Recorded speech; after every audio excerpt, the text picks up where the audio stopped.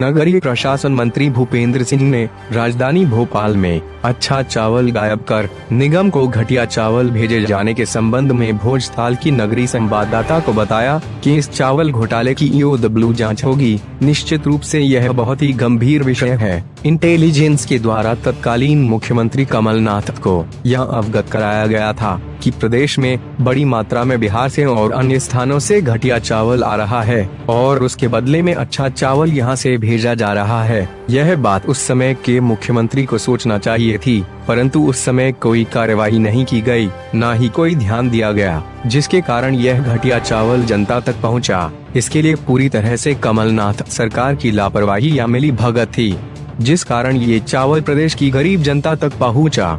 उन्होंने इंटेलिजेंस की जांच को लेकर पूर्व मुख्यमंत्री कमलनाथ पर लगाए आरोप। भूपेंद्र सिंह ने कहा कि इंटेलिजेंस का जो इनपुट आता है वह सीधा सीएम को आता है, इसलिए कमलनाथ को आया था। इसमें सीधे तौर पर मानिए कमलनाथ इसके लिए जिम्मेदार हैं। कमलनाथ यहाँ वहाँ की बात करने से जिम्मेदारी से बच नहीं सकते, इसलिए पूरी तरह से कमलनाथ सरकार ही जिम्मेदार है।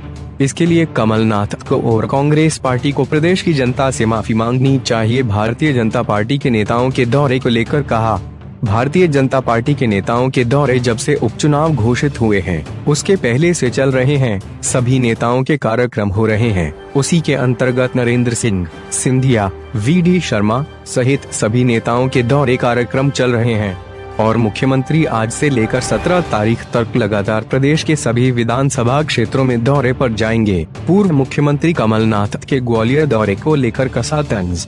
कमलनाथ जी ने पहले बताया था कि बस से सारे नेता जाने वाले हैं। पिछले महीने यह कार्यक्रम बना था, लेकिन कांग्रेस बस में बैठी थी। उससे पहले ही बस पंचर हो गई और अभी जो दौरा कार्यक्रम है वे कब से है और क्या है यह दौरे पर ही पता चलेगा। कांग्रेस में भारी अंतर कलह है। गोविंद सिंह पद यात्रा कर रहे हैं, कमलनाथ मेगा शो कर रहे हैं।